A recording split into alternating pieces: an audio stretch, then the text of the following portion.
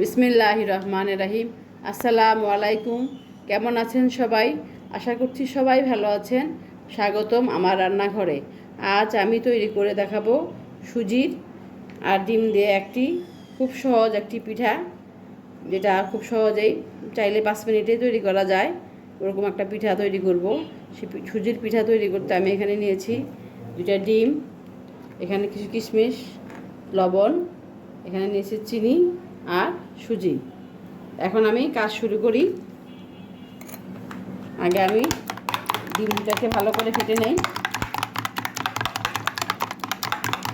ভালো করে ফেটে কুসুম আর সাদা অংশ ভালো করে এভাবে ফেটে একসাথে করে নিব। এইভাবে ফেটে একটা ফোমি ভাব করে নিব। খুব বেশি ফোম করার দরকার নাই। কুসুমটা এবং সাদা অংশটা যেন ভালো করে মিশে যায় সেরকম একটা করে নেব।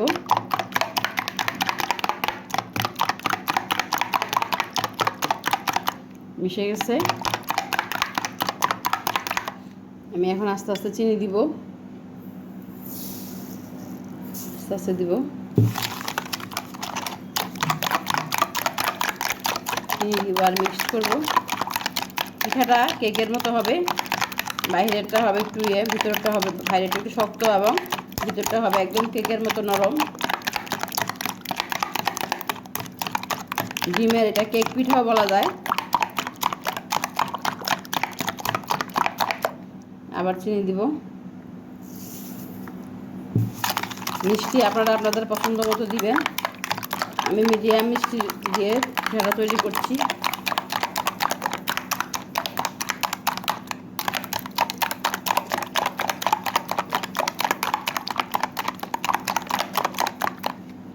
বাকিটি যোগ দিয়ে দিলাম।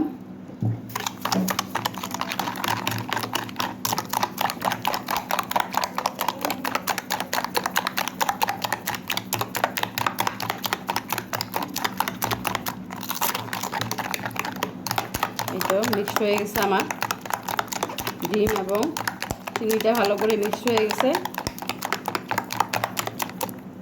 এখন আমি আস্তে আস্তে সুজিটা দিব। সুজি দিব এবং ভালো করে মিক্স করব। একবারে পুরোটা সুজি ঝেলে দিব না, এভাবে আস্তে আস্তে দিব আর মিক্স করব। যতটুকু লাগে আমার অতটুকু আমি দিব।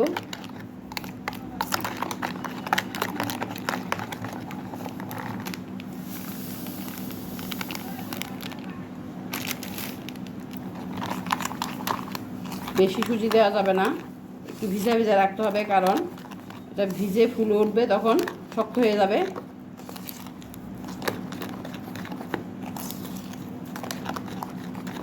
সুজিটা ভিজে ফুলে উঠে ওরকম একটু রাখতে হবে, ভিজা ভিজা রাখতে হবে।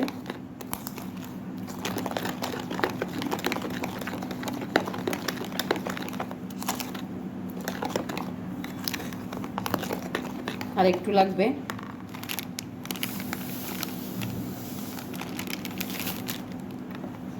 পিঠা ডিম দিয়ে অনেকগুলি পিঠা হয়। আপনারা এই পিঠা ভেজে বয়ম ভরে রেখে দিয়ে খেতে পারবেন। 3-4 দিন খাওয়া যায় নর্মালে রেখে, কোনো সমস্যা হয় না।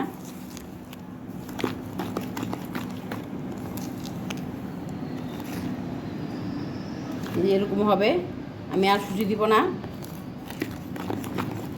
এখন আমি লবণ রেখেছিলাম, মিষ্টিতে একটু লবণ দিতে হয়, যে লবণটা দিলাম, কিশমিশটা দিয়ে দিলাম।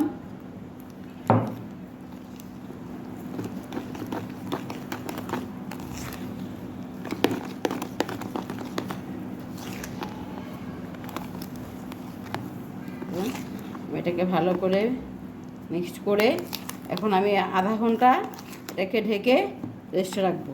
তো আমি এটাকে ঢেকে রেখে দিচ্ছি। আধা ঘন্টা পরে আমরা আবার আসছি। আধা ঘন্টা পরে আমি ফিরে আসছি। এই যে আমার সুজিটা ভিজে এভাবে ফুলে আসছে।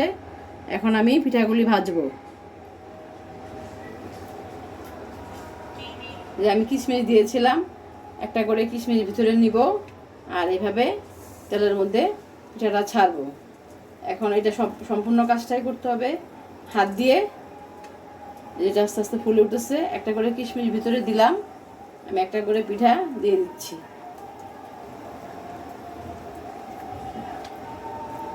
এই তো এভাবে আমি সবগুলো পিঠা দিয়ে ভেজে নিচ্ছি।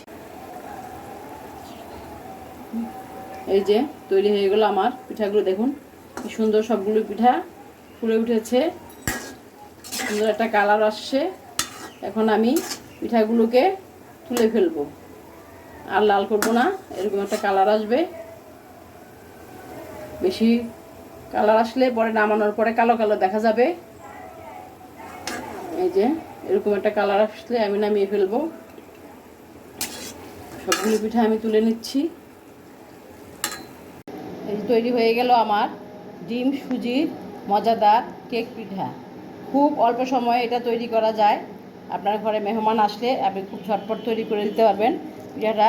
দেখুন বাহিরেরটা ক্রিসপি এবং ভিতরটা কেকের মতো কি সুন্দর নরম। দেখেন খুব সুন্দর এবং খুব মজাদার একটি পিঠা। আপনারা এভাবে বাসায় বানিয়ে খাবেন। দেখুন কেকের মতো খুব সুন্দর আসছে। আপনারা এভাবে বাসায় বানিয়ে খাবেন, আশা করছি ভালো লাগবে।